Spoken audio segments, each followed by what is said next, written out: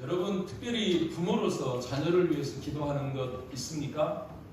여러분들 자녀를 위해서 당연히 기도하시겠는데 뭘 기도를 하시나요?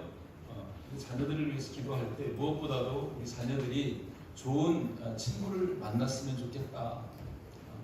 그리고 좋은 스승을 만났으면 좋겠다. 그리고 자라서 이제 결혼할 때가 되는 거죠. 또 좋은 배우자를 만났으면 좋겠다.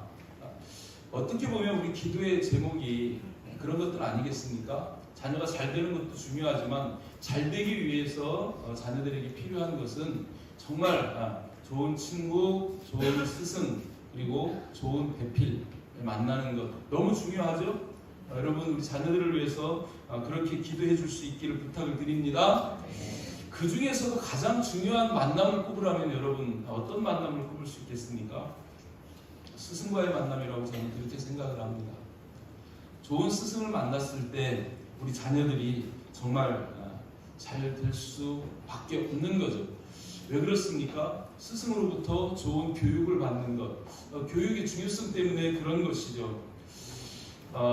중국의 전국시대에 그 제자백가의 논문집이라고 할 수 있는 그 관자라는 책이 있는데 그 책의 권수편에 이런 말씀이 있더라고요.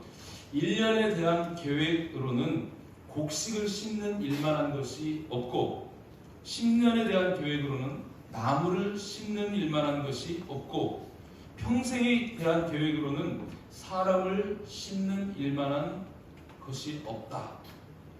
왜 그럴까요? 한 번 심어서 한 번 거두는 것이 곡식입니다. 연간에 그죠? 우리가 살기 위해서 곡식을 심지 않으면 가을 거둘 게 없는 거예요. 또 한 번 심어서 10번 거두는 것이 나무라고 해요. 그래서 10년 계획은 나무를 심는 거다. 그런데 한 번 심어서 100년을 거두는 것이 있다는 것이죠. 그게 뭡니까? 사람 교육입니다. 사람을 교육하는 것 그겁니다. 사람을 심고 인재를 양성하는 이 교육의 중요성을 강조하는 말인데 인재를 양성하는 일은 우리 가정뿐만 아니라 사회, 국가의 미래가 달린 그런 일이고 100년을 내다보고 계획해야 하는 그런 일들이죠. 그래서 교육을 100년 대계라고 그렇게 말하지 않습니까?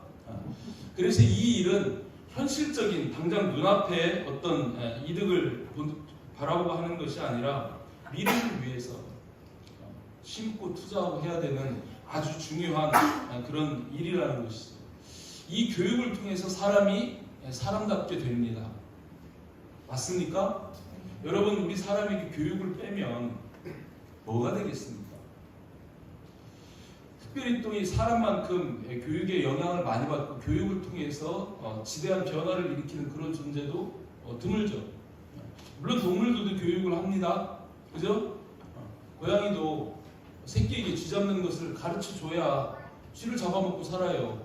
그렇죠? 근데 사람 교육은 굉장히 더디죠. 그죠?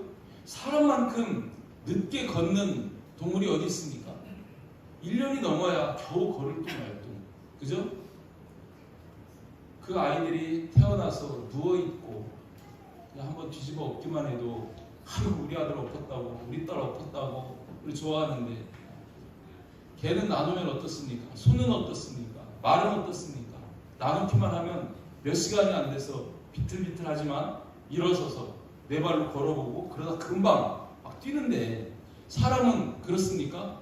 더뎌요. 그러나 사람을 가르쳤을 때 이 사람이 점점 자라가지고 그 모든 것들을 다 코끼리라도 잡아들여서 동물에다 가둘 수 있고 호랑이도 잡아서 동물에다 구경거리를 만들 수 있는 만물의 영장이 될 수 있는 것은 교육의 힘입니다.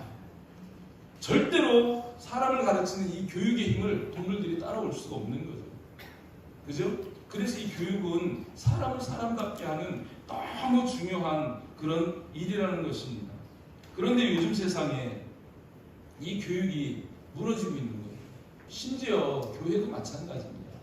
교회에서조차도 다음 세대에 대한 비전 너무 약화되어져 있고 그죠? 큰 교회든 작은 교회든 현실적인 눈앞에 열매를 따먹기는 급급해 하는데 다음 세대를 위한 진정한 비전, 계획 그리고 노력이 정말 부족한 그런 시대 가운데 우리가 살고 있습니다. 걱정만 하는 거죠. 그런 결과로 우리 다음 세대들이 지금 정말 형편없이 무너져가는 그런 시대 가운데 살고 있습니다.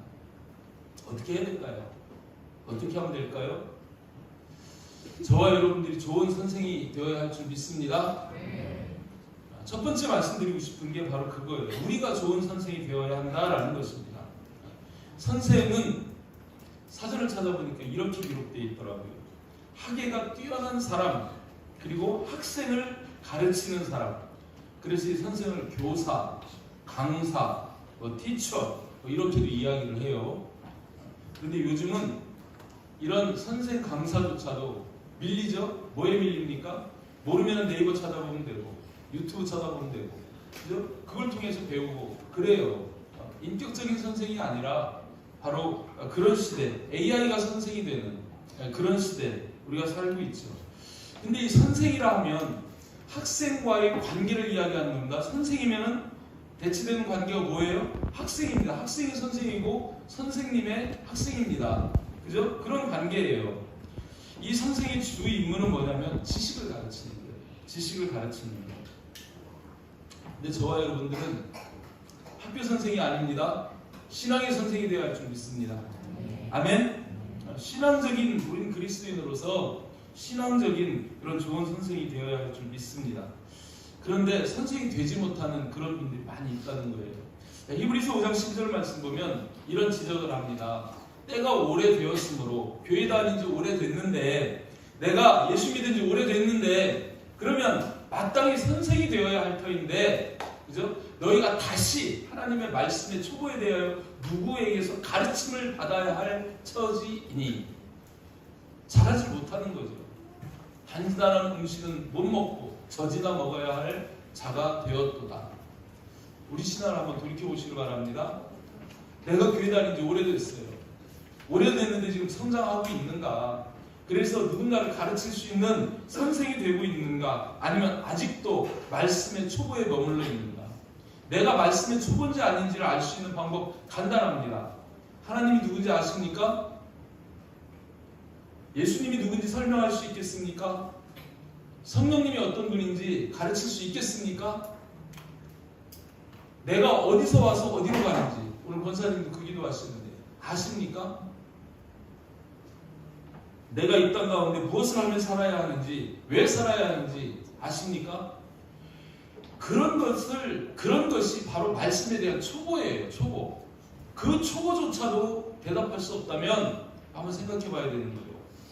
세상적인 지식이 아무리 많더라도, 그죠? 나를 창조하시는 하나님을 모르고, 나를 구원하시는 예수님을 모르고, 나를 인도하여 하시는 성령님을 모르고, 내가 어디로부터 와서 어디로 가는지 출생도 목적지도 방향도 모르고, 내가 무엇을 하며 살아야 하는지 이것도 모른다면 말씀의 초보라는 거예요. 여러분, 우리들은 신앙의 초보자에 머무르는 것이 아니라 신앙의 지식, 진리를 가르칠 수 있는 그런 선생이 되시기를 주님의 이름으로 축복합니다. 근데 선생으로서 한 가지 경계해야 될 것이 있다는 거죠. 뭐냐면 가르치기만 하고 스스로 행하지 못하는 그런 선생이 되어서는 안 된다는 겁니다.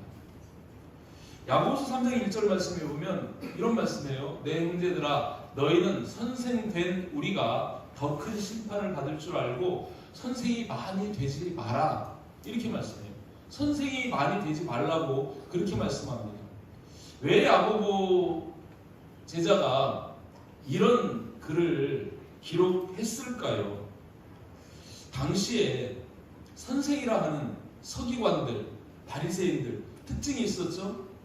예수님이 그들을 뭐라 합니까? 화 있을진저 바리새인과 서기관들이요, 너희는 뭐하는 자들입니까? 외식하는 자들. 말만 해요. 백성들을 가르쳐요. 그런데 그들은 말씀대로 살지 않습니다. 외식합니다. 그죠? 그런 상황 속에서 그런 선생은 되지 말라고 말씀하는 겁니다. 마태복음 23장 2절 3절에서도 정확하게 이렇게 말씀합니다. 서기관들과 바리새인들이 모세의 자리에 앉았으니 가르치는 자예요. 선지자처럼 말합니다. 그런데 무엇이든지 그들이 말하는 바는 행하고 말하는 바는 행하고 그들이 하는 행위는 본받지 말라. 그들은 말만 하고 행하지 아니하니까. 이런 선생은 되지 말라고 말씀합니다.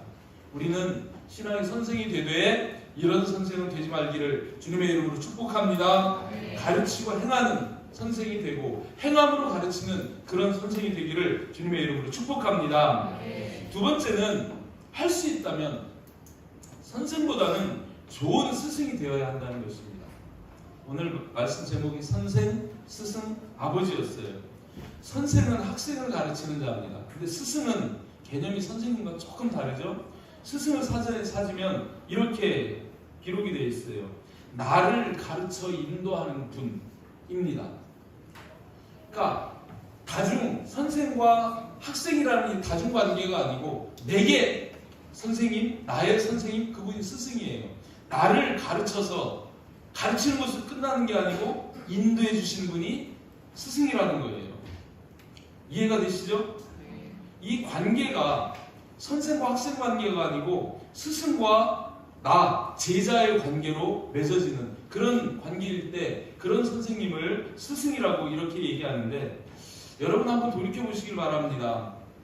인생에서, 내 인생에서 좋은 스승이 한두 분만 있어도, 아니 한 분만이라도 있으면 그 인생은 절대로 잘못되지 않습니다. 스승에게 묻고 스승의 가르침을 따르고 할 수 있는 그런 스승이 있다면 그 인생은요 잘못될 가능성이 거의 희박합니다.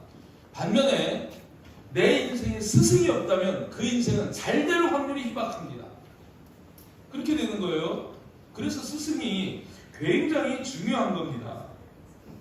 이번 5월 15일 날 스승의 날 뉴스를 보니까 윤석열 대통령이 축사를 하는데 그 뉴스 중에 그 윤석열 대통령이 한 말이 이렇게 기사로 나오더라고요.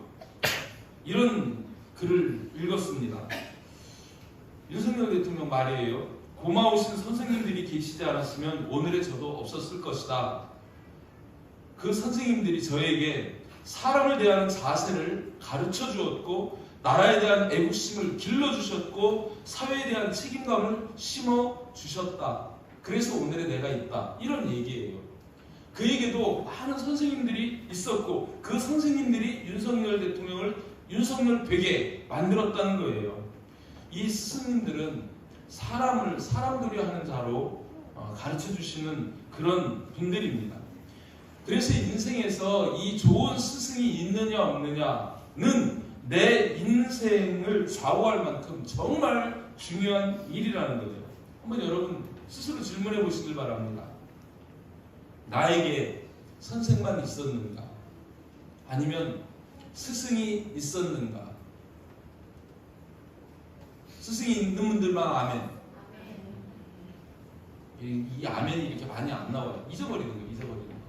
그래서 스승이 없는 거예요. 과거에 있었는가 제가 물어봤어요. 그럼 다시 물어봅니다. 지금도 나에게 스승이 있는가? 있는 분 아멘. 너무 중요한 겁니다. 스승이 있어야 합니다. 제 경우도 돌이켜보면 스승이 있었어요. 초등학교 때 기억나는 선생님이 있습니다. 고모부가 선생님이셨거든요. 근데 초등학교 때 대부분 엄청 개구장이잖아요. 저는 중학교 때까지 개구장이었어요. 초등학교 때 서울에 전학 가서도 학교에서 이제 학교를 마치고 집을 가면 왜 그랬는지 몰라요. 그때는요 담장에 도둑이 못 들어오게 뭐를 박아놔요? 벽을 깨가지고 벽을 날카롭게 이렇게 박아놓습니다. 그거 이렇게 넘어오지 못하게 하려고. 근데 저는 길로 안 다녔어요. 남의 집 담장 넘어 옥상으로 집들이 이렇게 연결이 돼 있잖아요. 제가 망원동에 살았는데 거기에서 담장으로 그 날카로운 유리 사이사이를 올라서 다니면서 이렇게 집에까지 가는, 정말 제가 생각해도 왜 그랬는지 몰라요. 엄청 개구장이었습니다. 근데 시골에서 초등학교 5학년까지 다녔는데 그때 우리 고모부 신흥식 선생님이라고 있어요.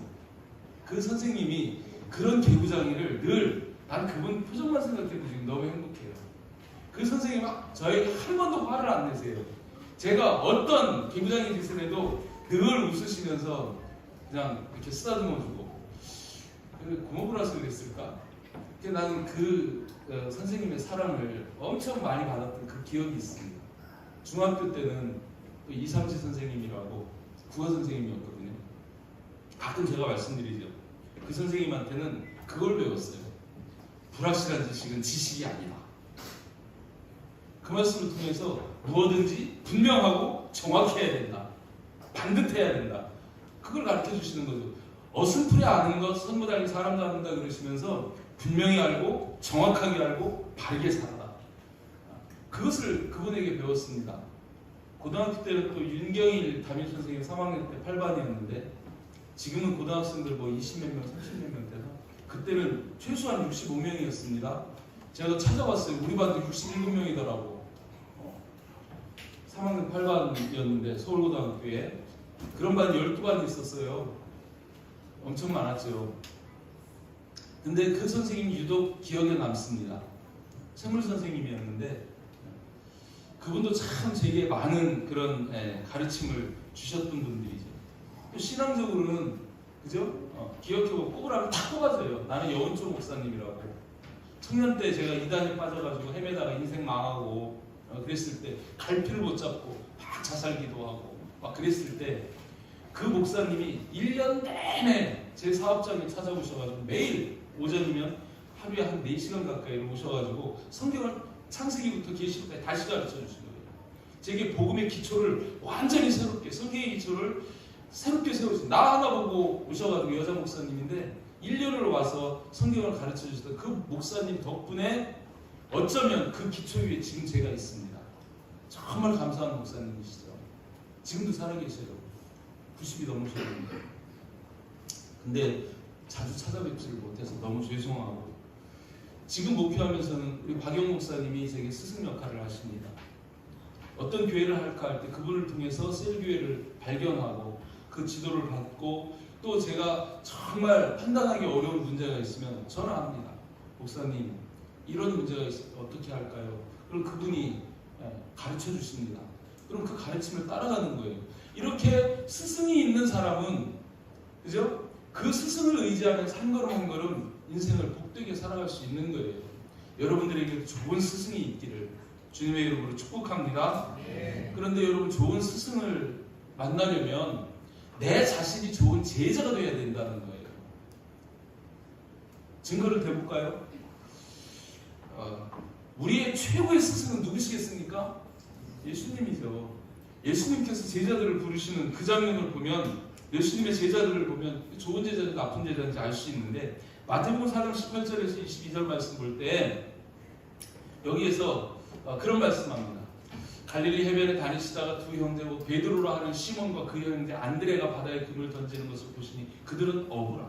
출신이 어부입니다. 그죠? 갈릴리 어부예요. 무식하고 배우지 못한 그런 자들입니다. 그런데 예수님이 그들에게 나를 따라오라 제자로 부르시는 거예요. 그랬을 때 이런 목적을 분명히 밝히죠. 내가 너희를 사람을 낚는 어부가 되게 하리라. 고기 잡는 어부에서 사람 낚는 어부가 되게 하리라. 그렇게 말씀하시고 그들을 불렀을 때 이 다음이 좋은 제자의 특징입니다. 그들이 곧 그물을 버려두고 예수를 따르니라. 그물을 버려두고 예수를 따르니라.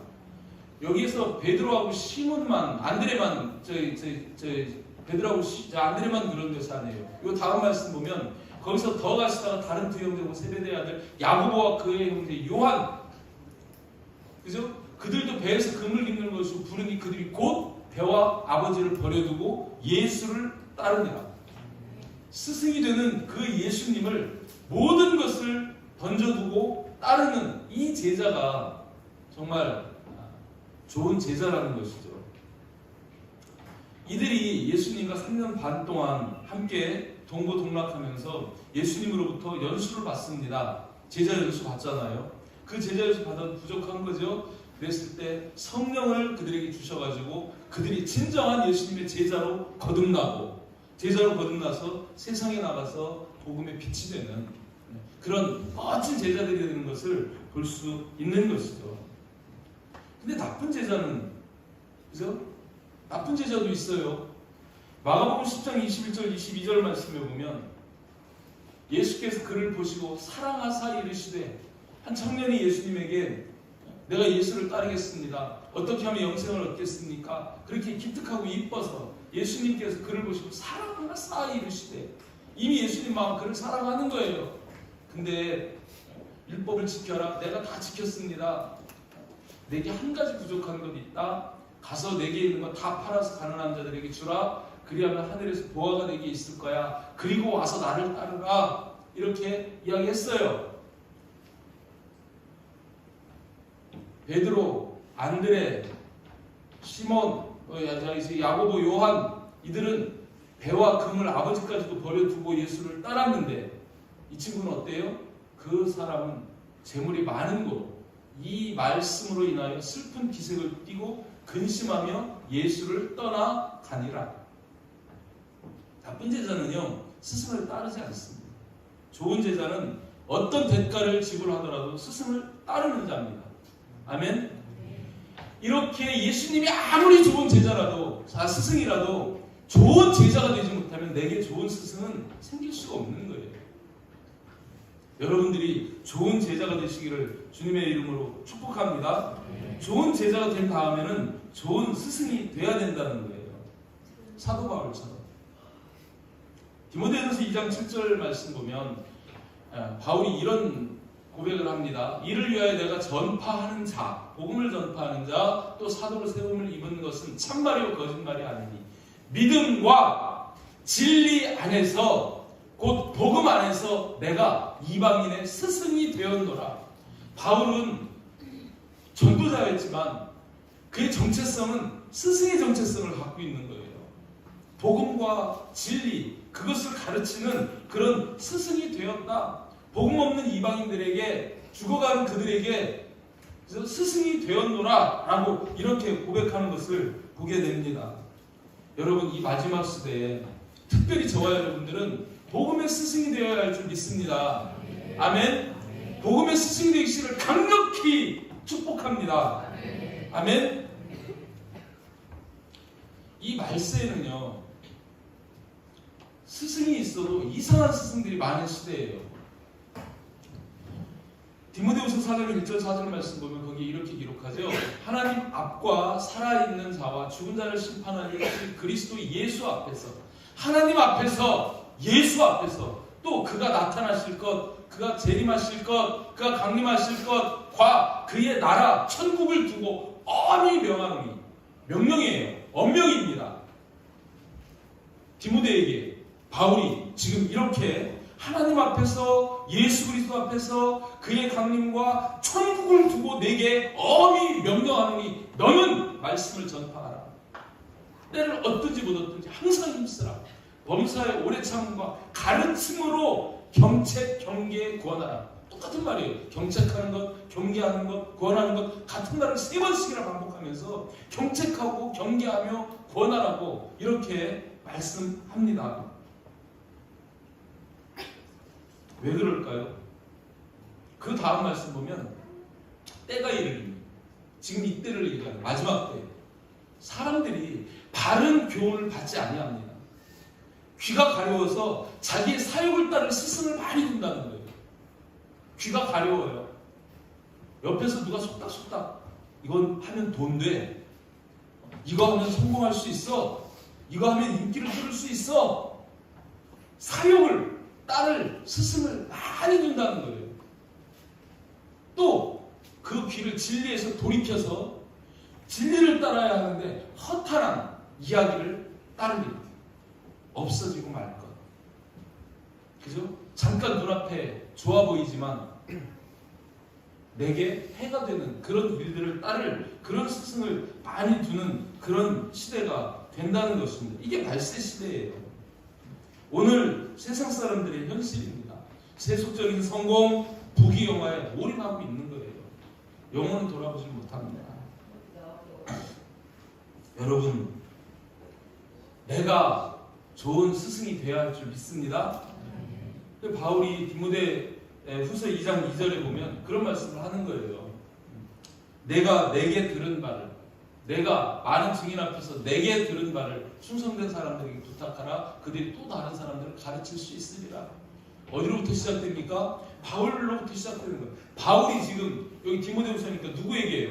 디모데에게 내게 들은 바를 디모데 네가 충성된 사람들, 디모데가 가르치고 있는 교회에 충성된 사람들에게 가르치면 그 사람들이 또 다른 사람들을 가르칠 수 있으리라. 바울로부터 디모데로, 디모데로부터 충성된 사람으로, 충성된 사람부터 또 다른 사람으로 계속 그 가르침이 흘러가는 이 스승의 대가 이어져가는 그거를 말씀하는 걸 볼 수 있습니다. 여러분, 선생님도 중요합니다. 그러나 스승은 가르치기만 하는 자가 아니라 가르쳐서 인도하는 자예요. 아멘? 그 삶을 인도해주는 그런 좋은 스승이 되기를 주님의 이름으로 축복합니다. 마지막으로 이 스승보다는 좋은 아버지가 되시기를 주님의 이름으로 축복합니다. 스승은 제자와의 관계예요. 스승과 제자, 이 관계죠. 그런데 아버지의 역할은 스승과 좀 다르죠. 아버지의 관계는 자녀와의 관계입니다. 그 아버지는 나를 낳으신 분입니다. 내게 생명을 주시는 분입니다. 그지? 그리고 또 항상 내게 본을 보여주시는 분입니다. 그런 분이 아버지라는 거예요. 생명의 근원이 되시는 분. 이분은 스승보다 더 중요한 분입니다. 마태복음 28장 19절 20절에서 그러므로 너희는 가서 모든 민족을 제자로 삼아 아버지와 아들과 성령의 이름으로 세례를 베풀고 내가 너희에게 분부한 모든 것을 가르쳐 지키게 하라. 이 가르쳐 지키게 하는 이런 스승도 중요하지만 아버지가 더 중요하다는 거예요. 아버지. 여러분 한번 생각해 보시길 바랍니다.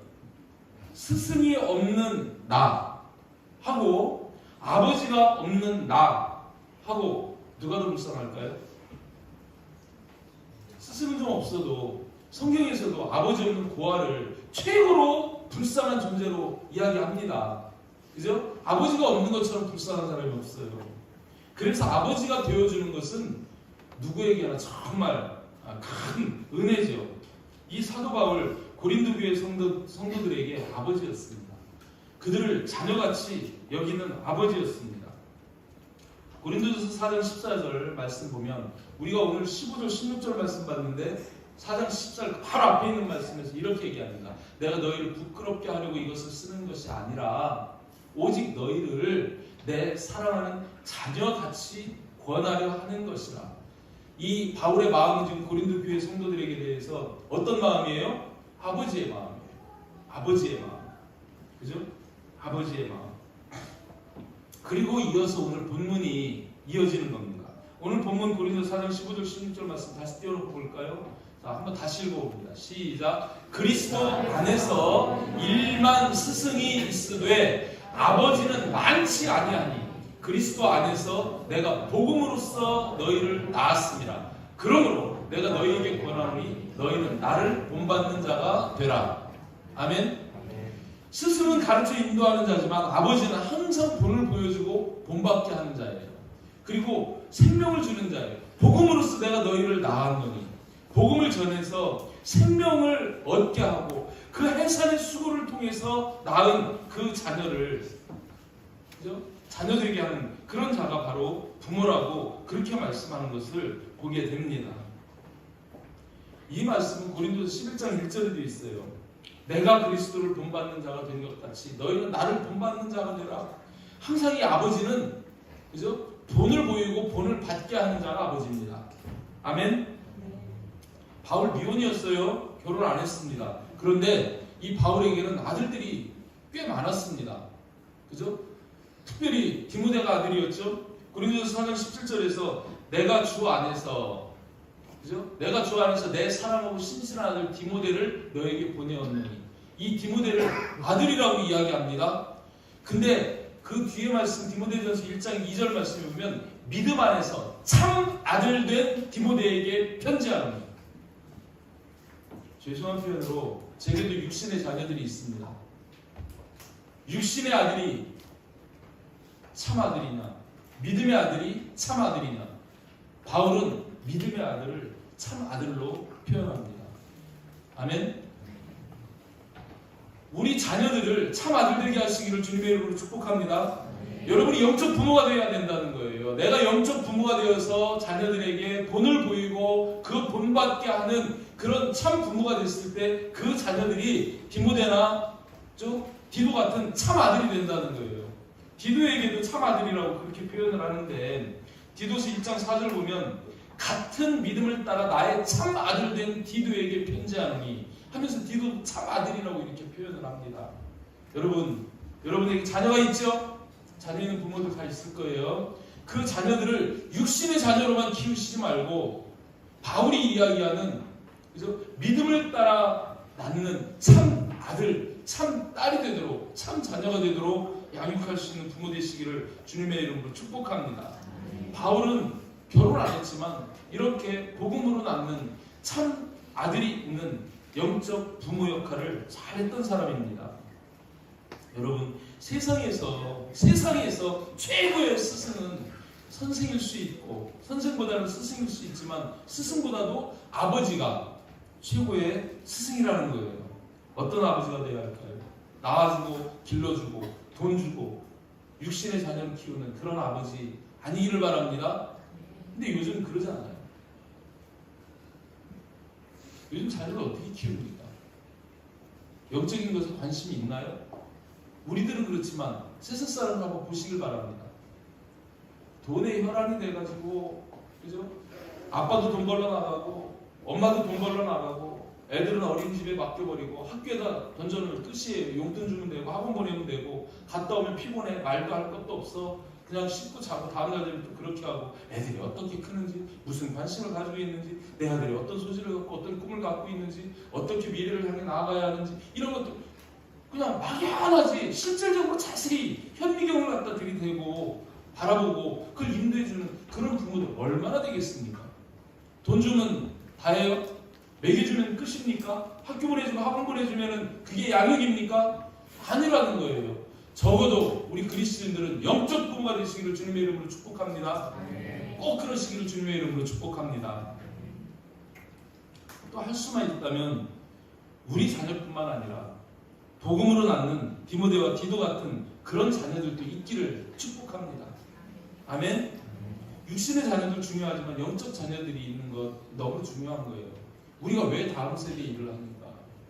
우리 다음 세대 아이들, 그 아이들을 영적 자녀로 세우기 위해서 그런 거 아니에요? 그들을 그저 믿음으로 가르치고 복음으로 낳아서 그들이 자라서 이 세상을 변화시키고 이 세상을 유익하게 하는 아브라함과 같은 그런 복이 되고 복의 통로가 되고 구원의 통로가 되는 이 세상을 하나님의 나라로 변화시켜가는 그런 위대한 리더들로 세우고자 우리가 지금 다음 세대를 향해서 이렇게 투자하고 기도하고 몸부림치고 있는 거 아닙니까? 우리 선교 대안학교 국제학교 하는 이유가 뭐예요? 그거 아닙니까? 그 목표가 뚜렷해야 할 줄 믿습니다. 우리가 영적 부모가 되어야 할 줄 믿습니다. 우리가 참 자녀들을 양육하는 그런 또 다른 아버지가 되기를 주님의 이름으로 축복합니다. 가정의 날 오늘 세 번째 말씀을 여러분에게 드렸어요. 자, 우리 한번 따라서 합니다. 우리들이 좋은 선생이 됩시다. 우리들이 좋은 스승이 됩시다. 우리들이 좋은 아버지가 됩시다. 아멘. 행함으로 가르치는 선생이 되고, 그죠? 복음을 가르쳐서 지키게 하는 스승이 되고, 복음으로 나아서 해산의 수고가 있지만 진정한 영적 자녀를 세우는 아버지가 되시기를 주님의 이름으로 축복합니다. 아멘.